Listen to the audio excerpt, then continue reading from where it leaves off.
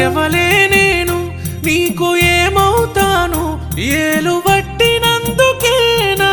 ఎంటున్నావు తాళి గడితివె నువ్వు చివరిదాకా నేను తోడుగా ఉంటా నీకు నే అమ్మవుతాను